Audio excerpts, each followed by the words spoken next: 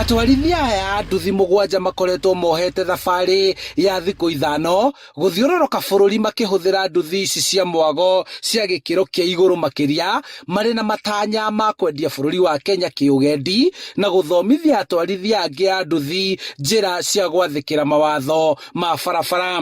Na sisi malengo yetu haswa ni kuuza Kenya kwa jumla, yani kwani kwa watu wapate kujua Kenya ni nchi ya aina gani, mazingira yaliyoko na wapate kutembea.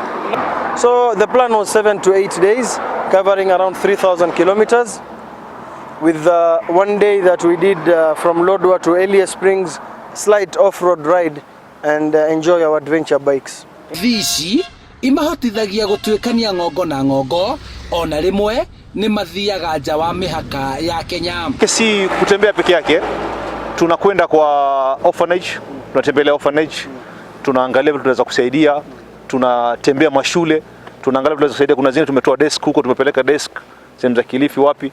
So kuna shughuli nyingi zile za kijamii. Tucemanĩtie nao magĩikĩria ruku mabarabara-inĩ nene ya kuma Nairobi gũthiĩ Naikuru, haha marĩ hakuhĩ kũrĩkĩrĩria thabarĩ yao. Be as sober as a biker.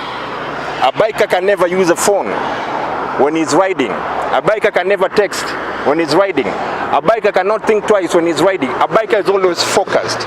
So when they told you be as wise as a pilot was a lie. Be as wise as a biker. By any chance you fall, at least you are geared. This is the jacket, it has paddings here. And here I have a kidney belt, a spine belt. The trouser, it has paddings in the knees.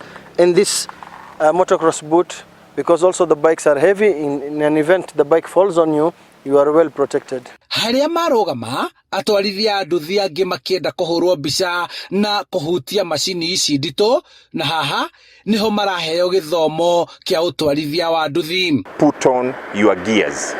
Always put on your gears and ride defensively. Usione kama wewe ndio the right of way. Always drive defensively because you never know the person ambaye ana ride next to you akili yake inafikiria wapi. Na hii kitu ni tairi mbili tu peke yake. If you lose the balance, ile kitu inaitwa equilibrium, pale umeenda na ndio umeenda. Thengia ya gũthomithia mũingĩ no mahũthĩrĩte thabarĩ ĩno gwĩkenia, kuona marĩ na wendo wa gũtwarithia nduthi ici. I enjoyed traveling a lot, but then my love for bikes came when I noticed how easy it is traveling on bikes, and I can go for longer distances where cars cannot reach, a motorbike can reach. Handũ-inĩ ha Inooro TV kuma kaunti-inĩ ya Kiambu, njĩtagwo Charles Gĩkunga wa Kariũki.